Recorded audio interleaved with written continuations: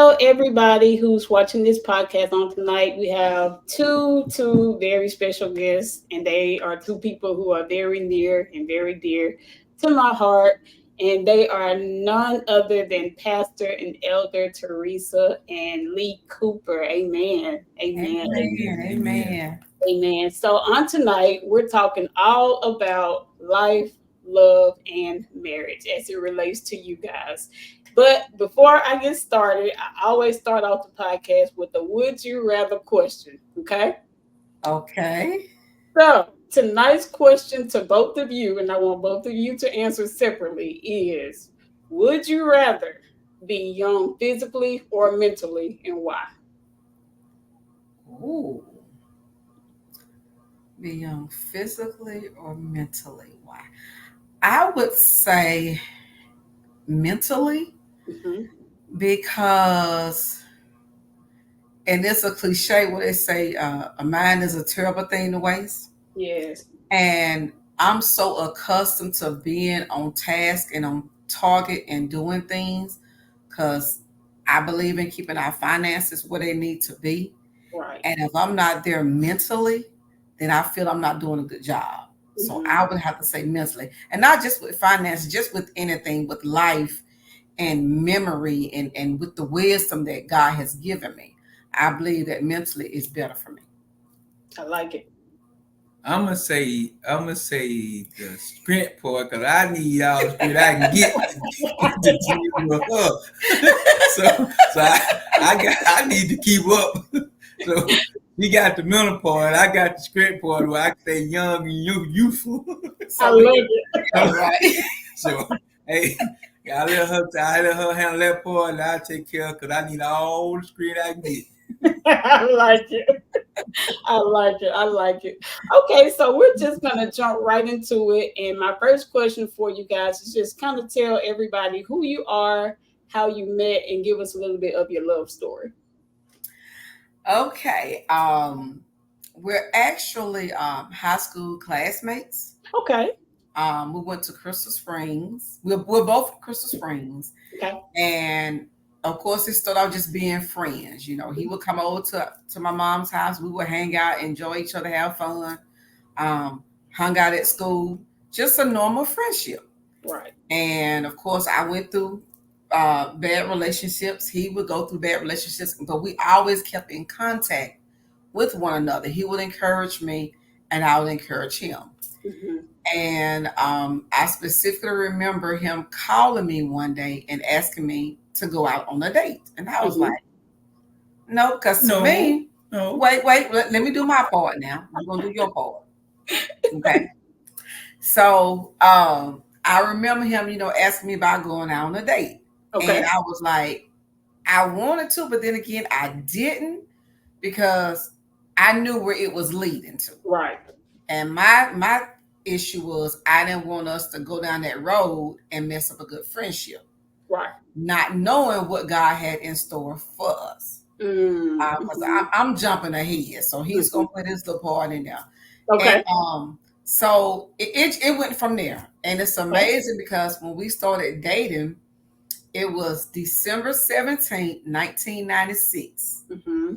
We Hmm. got engaged 2 weeks later Wow. and Wow. got married that following year in May. So when I Okay. say it was a whirlwind, it Yes. was a God win because I didn't have any intentions on marrying anyone else anytime soon Yeah. after my previous marriage. But God knew what he was doing. And one thing I can Absolutely. say about him, he didn't give up. Absolutely. He kept pursuing me. And he pursued me like a man should pursue a woman. Amen. And that really stood out to me because of his character. And Hmm. I already knew him as a friend and I knew him as a person. So it really wasn't hard for me to let my guard down. Yeah. So that's my story. Okay. Okay, What let's you go back a little bit. Let's go back a little bit. got? I was trying to do the quick Okay, version. okay, yeah. She was trying to do the quick. Okay, I don't know how much time we got, but I'm gonna break this We down. got time. We got time. Okay, this is okay. This was around the time. Me personally, I was a DJ at the time. Okay. And every other weekend, I would come down. I would go down home, which is Crystal Springs, because I stayed in Jackson, Mm-hmm. and I would go and I would DJ at my cousin's club in the country. So this particular night, I went by her mom's house. Mm-hmm. Her mom was on my heart because again, like I said, I used to go and sit with her mom when I was in school. I hadn't seen her mom in a while, so I decided I was going to stop by. Right. Well, I stopped by. Guess who I saw sitting on the couch when I walked in the house? In her rollers. Yes. In the Yes. rollers. She was in the rollers on the couch. And so I'm like, okay. And so we talked and everything. And um, I actually that's actually when I asked her on the date. Okay. She was in her rollers. Now you got to be looking good to be asked on a date in your Right. rollers. Right. You, you got to be looking mighty good. That was the beauty within. And so I asked her on a date. And so that next weekend I had to work, but the following weekend we went out on a date, and Mhm. I was not supposed to tell her how I felt about her. I Okay. talked about this and I talked to myself all week. Don't tell her how you really feel. Okay. Do not tell her. So in other words, I told her how I felt. Right. I didn't know how she felt about me, and told her how long I had been feeling this way because I had been having a crush on her for a long time. Right. That's how it's always good to be in touch with the parents. You being good with them. You find out stuff. That's how. Yeah. So I was growing up in places that she trying to figure out how I get there. Yeah, Mama always helped me out. Right. I show up in a heartbeat, but I was always respectful. But I would Right. just be there because I would want her to know I was interested. Right. And let the other guy know that they don't need to be. So, Okay. And so, but long story short, we, again, like she said, we went out on like 3 dates. Mm-hmm. We went on 3 dates, and after the third date, I never forget it. It was December 17th. Mm-hmm. No, it wasn't December. December 17th was when we got engaged. Yeah. But No, December 17th when we we started started dating. I'm You sorry. proposed on New Year's Day. Yeah, December 7th. Because that was the day that I couldn't work. Yeah, Okay. I was at work. Because she called me at lunch and said that she wanted to talk to me. Okay. And I'm like, well, you can talk to me, on the phone. No, she said, no, I want to stop by your house and I want to talk to you. So the second half of my job, I just couldn't work. I'm writing, I love Teresa all walls and and everything. Supposed to be painted. Yeah, somebody apartment got I love Teresa on their Me wall. too. I love Teresa Yeah. in the apartment. Yeah. And then paint it over. Yeah. Okay. So I'm up in here doing all this. I'm nervous because I don't know what she's gonna say. I'm just figuring out what she's gonna say. Well, she's gonna say we're gonna be friends because we were friends, and Right. and so she told me, she said, well, yeah, because I told her, I said, well, whenever you get ready to be serious, just let me know. Just say the word. Mm-hmm. Well, before I told her that, I kind of out there in the world a little bit, so I cut everybody off. I cut everybody. I went to my little friends and like, okay, we can't be friends like this no more. Right. And so I cut everybody off. So my thing was, if she decided to say yes, Yeah. I would be able to go forward. I wouldn't have to say, hold on, wait a minute, let me go take care of this, let me go take care of that. So I took care of all my loose ends. All my loose ends was good. And so when she said yes, it was full go. So actually, after she said yes, that next week I'd already went and got the ring. Wow. And so I went and I got the ring, and so I was just waiting on when was I going to propose because we had already talked about everything. Yeah. We had talked about family, we had talked about finances, we had talked about different things. So it was not like we didn't know each other. We hadn't talked about things that a couple would talk about. We just hadn't made it official. Right. And so since she made it when she made it official, I made it official because I wanted to make sure she wasn't getting away. That's it. I love it. And then we got married. That's it. Okay. Okay. So, what would you say is one misconception people tend to think about you two's marriage? A misconception. Misconception. Well, I think one of them, because I remember him telling me that since I had been married once before, Right. he had some negative comments about, this is his first marriage. This is my second marriage, Mm-hmm. and I remember him telling me that he had some negative comments concerning, you finna marry her and she already has a child. Well, but Mm-hmm. my child was by my ex-husband. So it Right. wasn't like, I was out there in the world doing whatever I wanted to do. Right. And of course, total opposites. But Yeah. the old cliche, opposite attracts. Right. But Right. I think that, to me, I think that was one of the biggest things for him, was the negativity he was getting, not only from friends, but mainly from family. Yeah. Yeah. And 27 years later, we're still growing strong. That's it. Yeah. Would you agree? So, Yes. Okay. okay. Okay. So, this question is specifically for you, Elder T. How did you come out of one divorce and was able to go into the next marriage? How would you say you navigated through that? Um, it was very hard at one point because I had literally sworn off men. Mm-hmm. I had said that I was not going to get married again, and I know I said I wasn't going to marry anyone from my hometown. Yeah. That was an absolute. That was on the top of my list. Yeah. No one else from Crystal Springs will I even engage in a conversation with. Mm-hmm. We can always make our plans. We can all, but I was saying it out of anger. I Yeah. was saying it out of hurt, Yeah. not realizing that all the years he had been there for me, I had been for him, not knowing that's what God was leading us to. Yeah. So my biggest thing was learning how to trust again. Yeah. Yeah. Yeah. Yeah. Because it was a lot of trust that was broken. Mm-hmm. Words were spoken.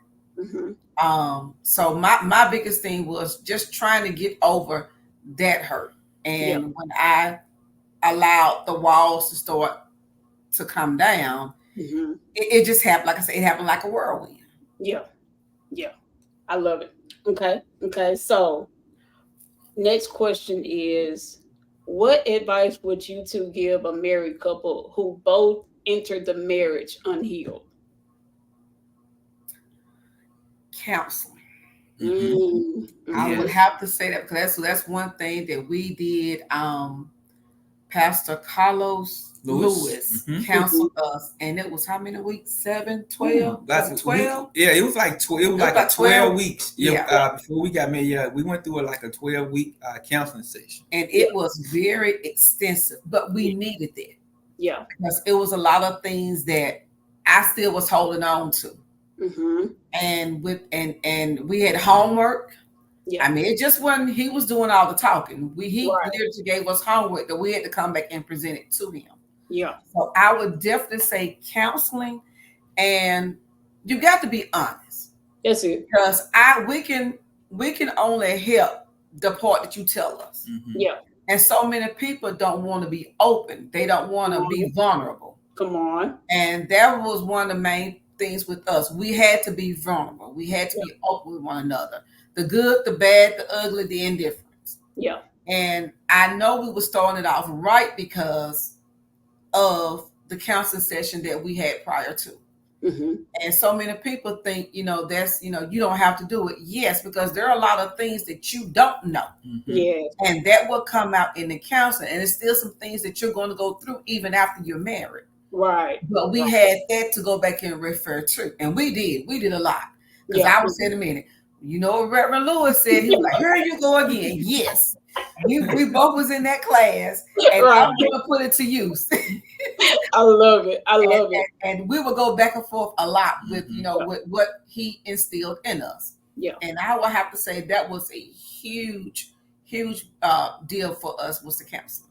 And I have to agree with that because of the fact it helped me understand being able to already have a blended family as far as having a son, because at that time DJ was 2 years old. Yeah. And so being able to understand that, hey, you're finna immediately be a father, right? And how are you going to handle being this father? And there are some things that helped me in there where it actually allowed me to be able to change some things in my life Yeah. that I wasn't even thinking about changing Yeah. because I wasn't thinking in the role of being a father. Mm-hmm. And so it really helped me, and it didn't take me long to, change those things, but it was just the point of I hadn't thought about those things, Mm-hmm. and so counseling, it helps you, it brings out things that will help you if you allow it to. And Right. again, and I have to, piggyback over to you, and the honesty is most important. Yeah. You're only going to get the help that you need if you're honest about what you need Right. help with. Right. And that's good that you say that, because I know before me and Marie got married, we went through counseling too. And one thing I found out, we did counseling together, but as we went through counseling, I realized I needed separate counseling to get me together.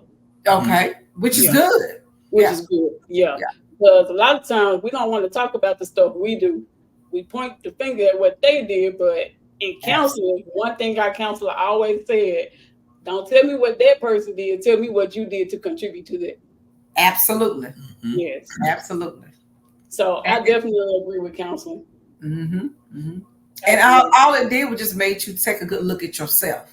That's it. Because we all have a part to play in our relationships. Yes. You can't always put the blame on him or her. Mm-hmm. We all have to take a step back and go, okay, what did I do um to make this the way that it is, or what can I do to help it? That's Because it. it definitely takes both. And It one does. thing that me and my husband said years and years ago, it's not 50-50. Come It's on. 100-100. Come Yeah. on. Because if he's giving 50 and I'm giving 50, What where's the 50? other? What the It's rest? Other. where's What the other? other 50? Right. Yeah. So that's why we say 100-100. You give I your love 100, that. I'm gonna give my 100. I That way love it's that. nothing in between, nothing lacking, nothing missing. I love that. And it's crazy because that you say giving 100 versus 50 and 50. And I think a lot of times people say, I want this in the person, I want that in the person. They got to be this, they got to be that. But Mhm. we not even have them things we got on their list that we want from Absolutely. somebody else. Absolutely. We have this list, the do's and the don'ts, but you have to be willing to look at that person's heart. Yes. Throw that list out the way, because you Yes. could be missing your blessing by Right in looking at front a of sheet you. of paper Come on. instead of looking at the heart. Come on. And once you let go of that paper and look at what's in the inside, any person can fix themselves when they desire to. When they desire to. Yes, When they ma'am. desire to. It has to be a desire. That's it. So I had to let go of that paper a long time ago. Yes, ma'am. Yes, Yes. ma'am. And a lot of times we find out the person God has for us ain't nowhere near that list of Right. what we even have or what we think we want. Absolutely. Because I can say confidently, Maurice is 10 times different from what I was used to dating. Mm-hmm. And I realize now, compared to what I had versus what I got now, there's no way I'll go back to that list. No. So I don't even know what my list is, sweetie. I don't want to know what the I list think is. I burned that list up. It was null and void. No, and boy, I don't even want the list, because No. when we realize the things God has promised us, we don't even need the list. Absolutely. So Absolutely. that's good. That's good. That's good. Okay, so I'm gonna turn to Pastor C. This question is specifically for you. I know you said that you knew pretty much the first date that she was the one. Talk to a young man who feels like he's ready to get married, but he may be scared to step out and get married. What advice would you give to him?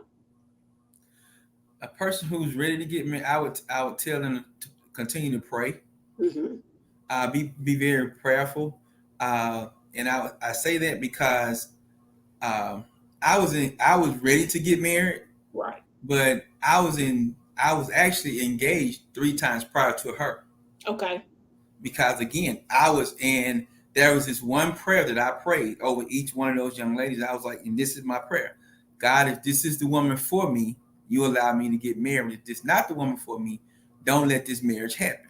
Mm-hmm. And I prayed that prayer over 3 different women. Yeah. And you see, I didn't marry neither one of them. Yeah. And I prayed the same prayer over her when we even when we got engaged. Yeah. And so is it's so important to pray. And because when she was coming down the aisle, people people don't understand why I was crying so hard. Yeah. She was beautiful, but I was crying because of the fact is God had honored my prayer.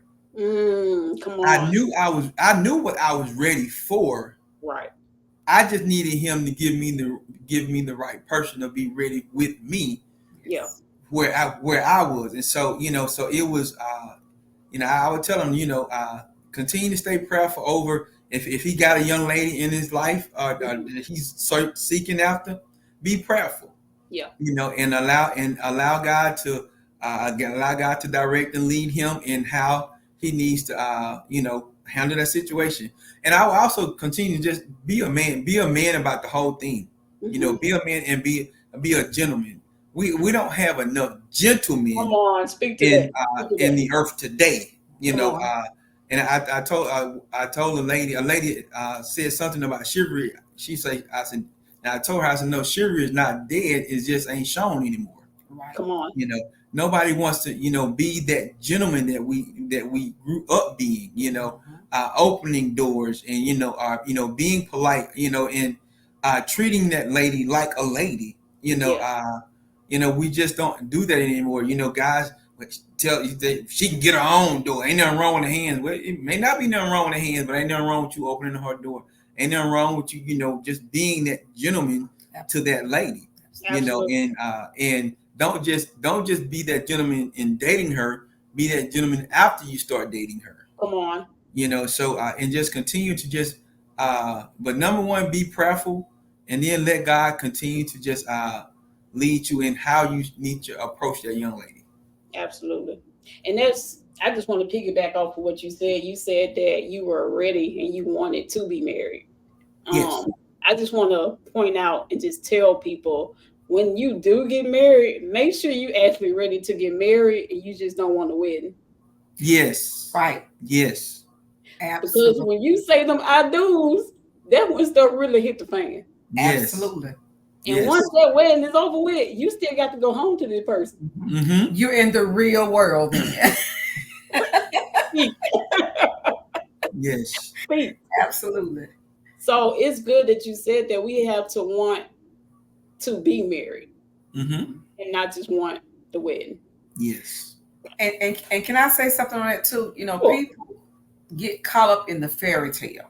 Come on. It's nothing wrong with having a beautiful dress, and having it however you desire to have that wedding. There's nothing wrong with that. But you have to remember, like you said, when that's over with, okay, what's next?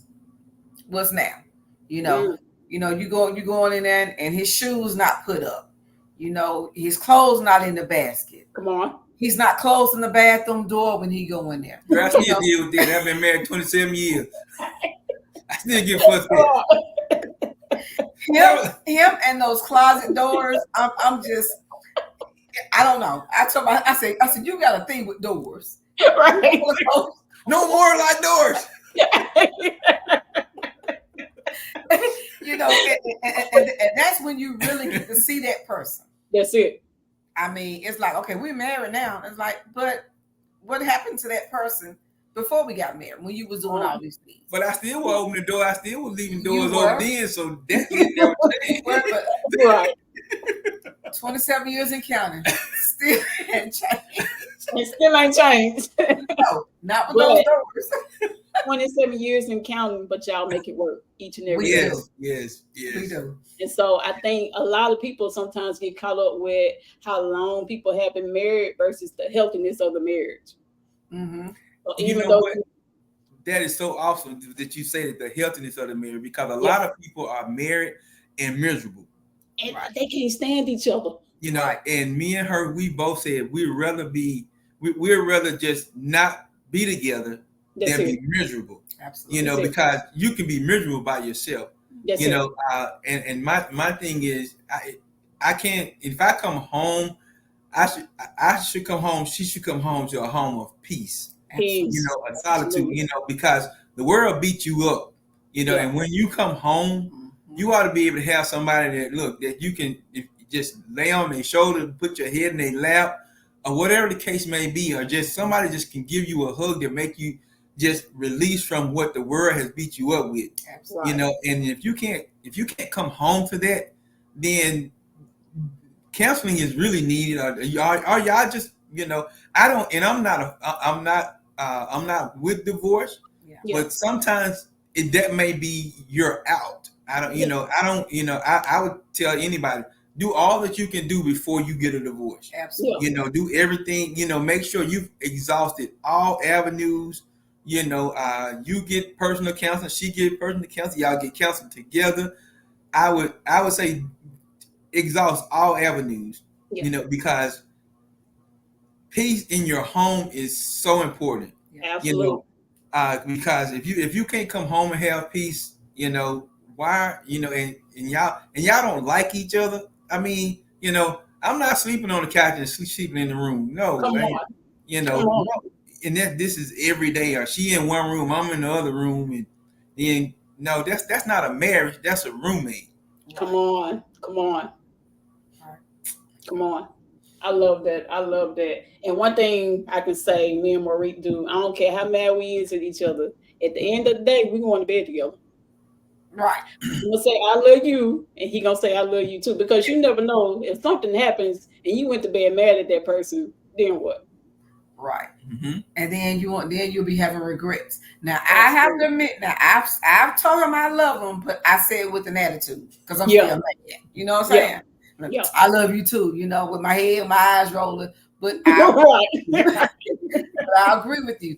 You still need to, because the love hasn't changed. It's just the situation that you're in that has changed. Mm-hmm. That's it. And if your love is only based on when he's doing everything right, Mm-hmm. then that's not love. It's not. And that's based on conditional. Come on. God loves us with agape love. It's unconditional. Yeah. But why can't we love our spouse the same way? Are they going to do everything right? No. Are we going to do everything right as ladies and wives? No. Nope. But you have to be willing to let that person know how you're feeling. Because holding it in, I've learned, holding it in, it's not good for you. It's not good for him.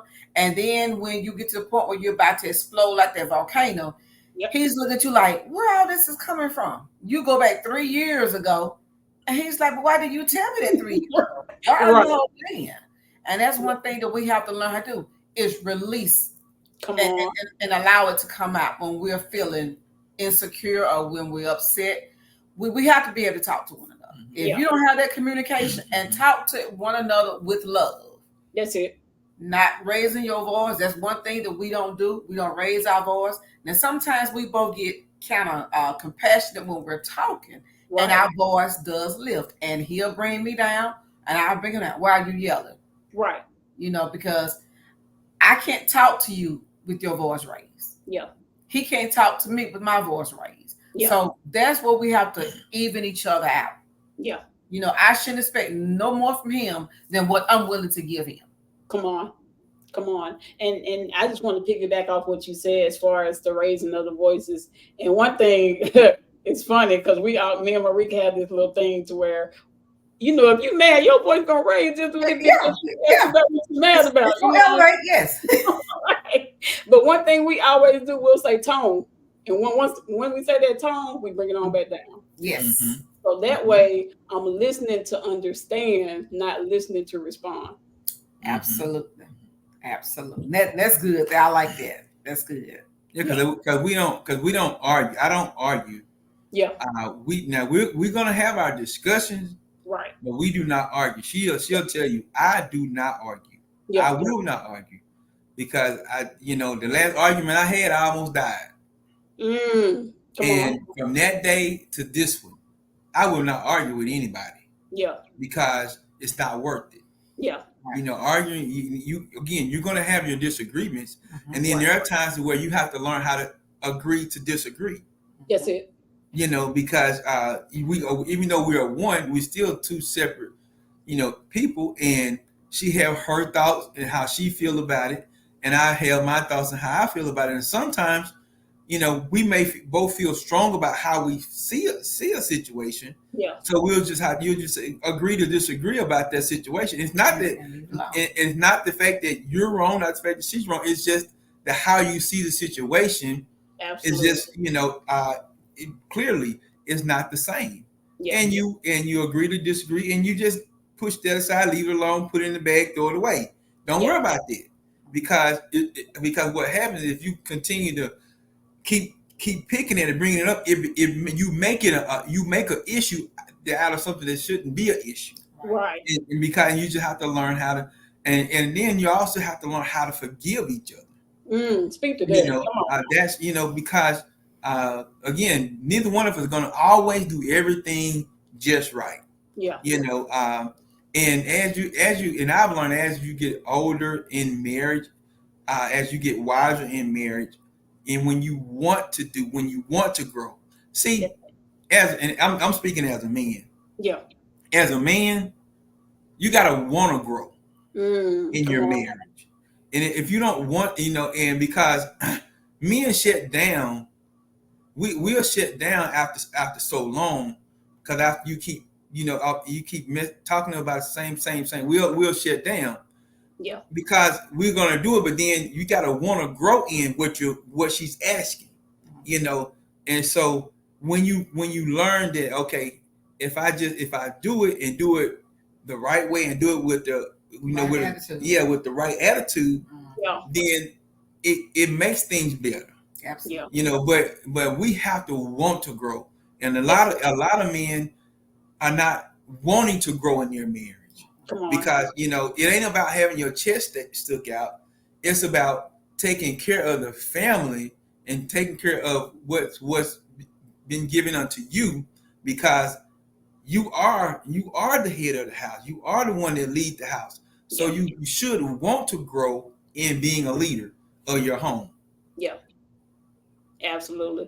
I love that you said that, being the head of the household, but also including your wife to make decisions as well. Yeah. You guys know the singer Fantasia. Yes. I was watching the interview with her, and one thing she was speaking about her and her husband, and one thing she gave an analogy. She said that her husband is her head. So with the head can't do anything without the neck.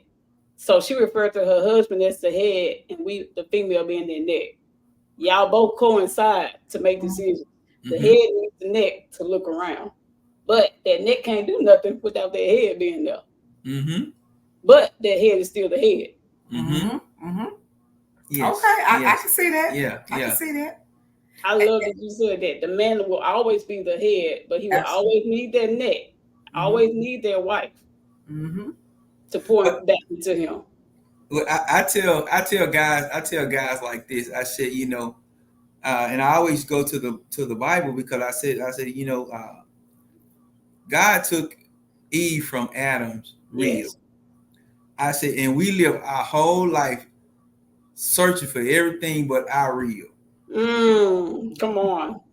I said, we go through a lot of reels, but never try to find our own. If we would just ask God to send us out to help us find our real, because see, we just go through in eating at the buffet, Yeah.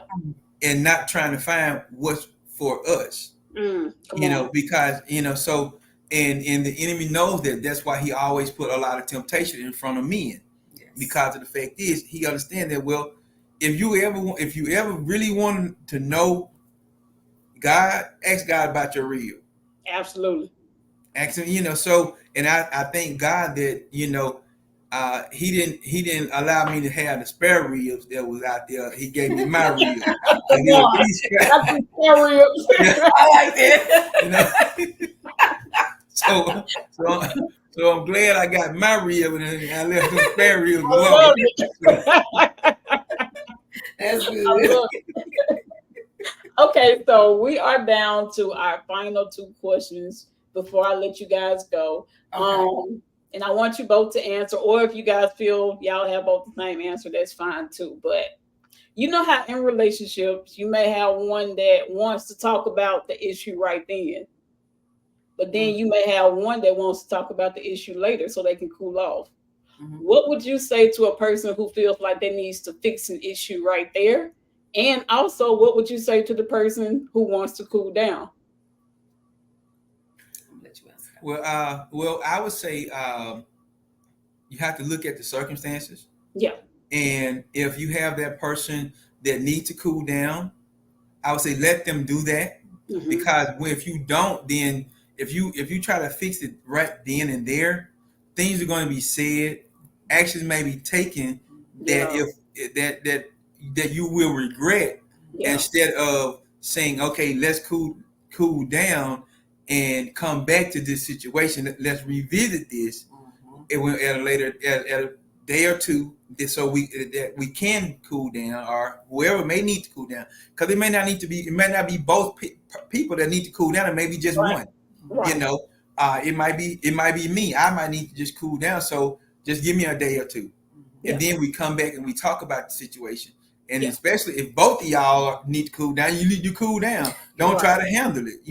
So I definitely would say, look at your circumstances, and even if you try to uh, talk the situation, and that person feel like, well, okay, they want to try, but if you Hmm. see it ain't working, cut it off.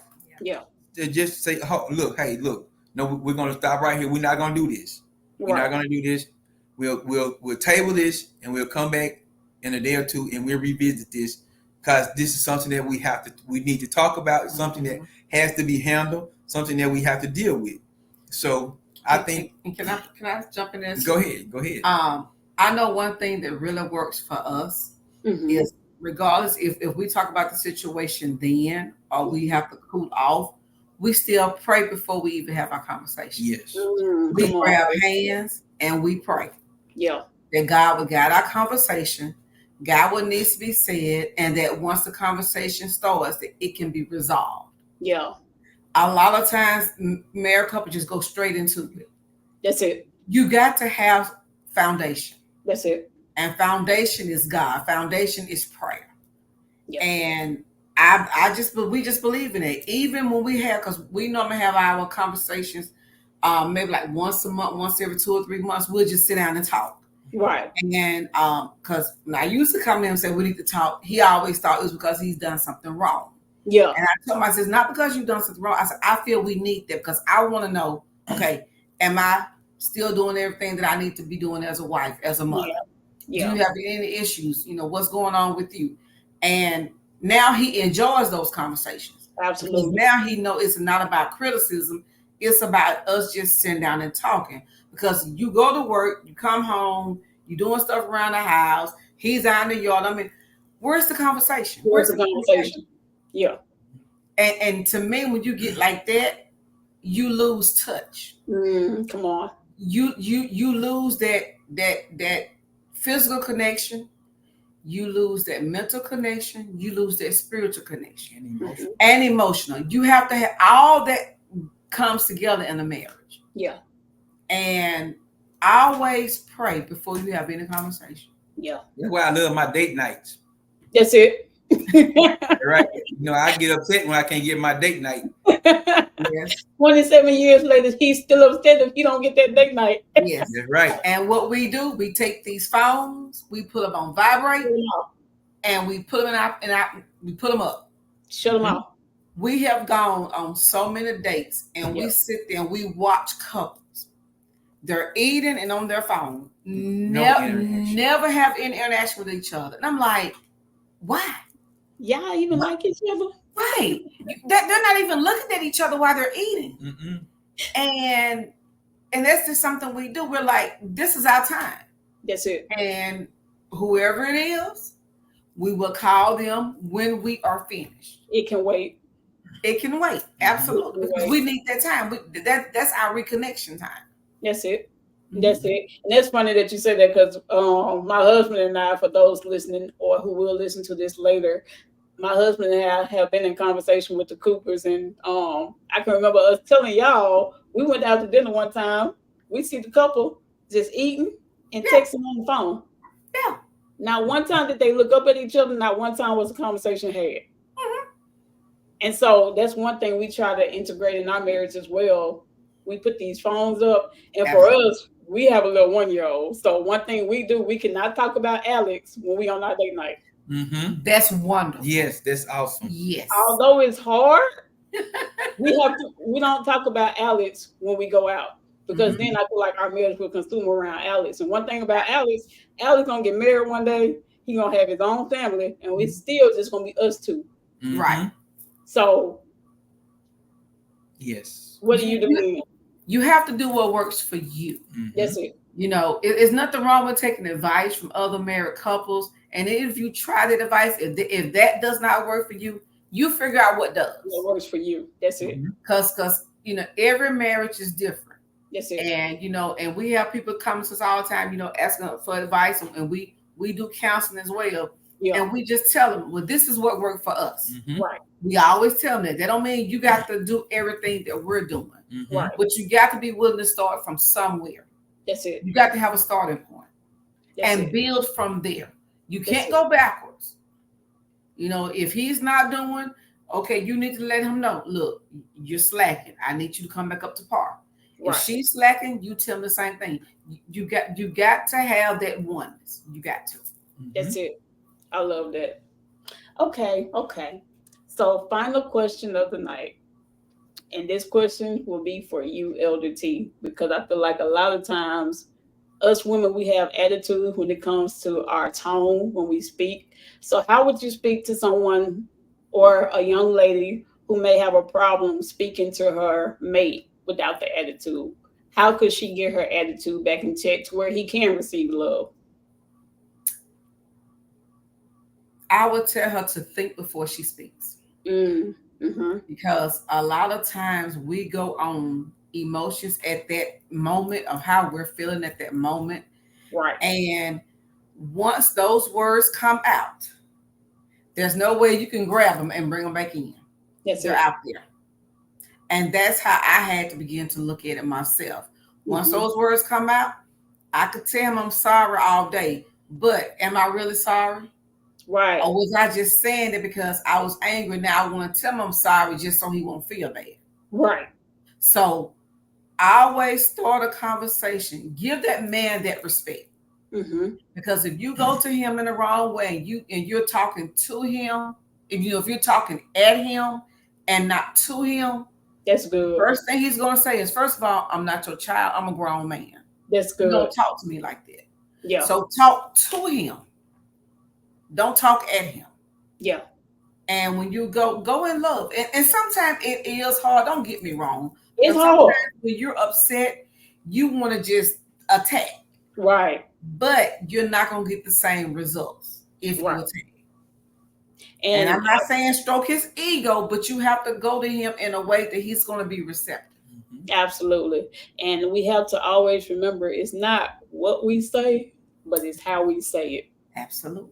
And I'm one that has learned that it's not what you say, it's how you say it. Absolutely.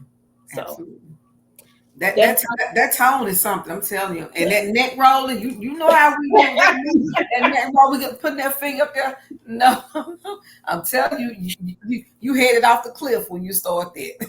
It's downhill from there. Yeah, and then what that man does, he's gonna shut down. Absolutely. He's gonna shut down, and then you won't get what you need out of him. He might do whatever you're asking him, but he's literally done shut down on you. Yes, you know, because of how you come to him. You know, and again, you still might get the things done, but then you're not going to get the communication. You're not going to get that's needed in the marriage, because now he's shut down because he don't want to be talked to like that. Right. You know, and so that's where a lot of men, because a lot of men don't like to talk anyway. Men don't like to talk. So if you come at him, then you sure enough ain't gonna get him to talk. Yeah. So you and again, it's not about stroking his ego. It's about as that old saying, you can get more bees with honey than you can with vinegar. Absolutely. You know, yeah. If you just you know be soft with it, right? You know, and not so harsh. And I'm not saying that and then me as a man, I gotta be receptive of what you're saying, and then take what you're saying into consideration about the situation. And a lot of times we don't do that because of how it come across. Right. And it's that the thought just crossed my mind. Us as females, we have to learn how to be soft. Right. Because I feel like a lot of females have had to be hard for so long that they've forgotten how to be soft with a man. Absolutely. And it all comes too from past relationships, Absolutely. not having a father figure Yeah. in the home, because I didn't have a father figure in my home raised Yeah. when I was being raised. So there were a lot of things that my mama couldn't teach me because she just couldn't. Yeah. So prayer, me just paying attention to seeing how other older women treated their husbands and vice versa. That's how I got most of my learning from. I love that. Yes. I love that. Okay. Final question of the night. What advice would you give your younger newlywed self? Ooh. My younger newlywed self. I don't know. That's a good question. Watch out for the enemy. Okay. I love that. Okay. Watch out for the enemy, because the enemy don't like to see a real marriage. Yes. He don't want to see a godly marriage. Yeah. And the enemy he will do any and everything that he can. He'll throw any trap, he'll throw any device at you to separate that God has put together. Mm-hmm. So I would tell my younger self is to watch out for the enemy. Yeah. Be wise. Yeah. Because the enemy is going to attack. It ain't no. It's is. just he going to attack. Right. We have to be aware, and that's where discernment comes in. Yes. We have to, so because the enemy, because he don't want to see it, because God is the one who sanctioned marriage. So since he sanctioned marriage, of course the enemy don't like that. The enemy has an issue. That's why you have such a large number of divorces in the church. Yes. Because the enemy don't like to see married couples come together. Yes. And so and I tell young guys who are married that I talk to now, I said, and then I tell them just like this, don't mean no disrespect. I said, but you got to fight like hell to keep your marriage. Hello. That's what I tell them. That's exactly how I tell them. I said, because of the fact is the enemy is going to attack your marriage in any way he can. He's going to attack it. Absolutely. And then I would have to say too, do validation at home. Let your husband know if when he looks good, he smells good. Let him know. I mean, he needs that. He needs that compliment, just like we as women, we desire that compliment. So compliment one another. If your spouse is looking good, they smelling good, and compliment them on it. Because if they're not getting that validation at home, they're going to seek it elsewhere. So learn how to do your validation at home. Learn how to lift each other up at home. Yes. So when you're out in public, I don't have to sit there be watching somebody else, or you don't have to be watching somebody else, because we're confident in who we are because we have it from one another. Amen. I agree with that. Because I tell my beautiful, she look good all the time, every day, because that's what's needed. We need to learn how to uplift each other. That makes all the difference if we would just continue to uplift each other.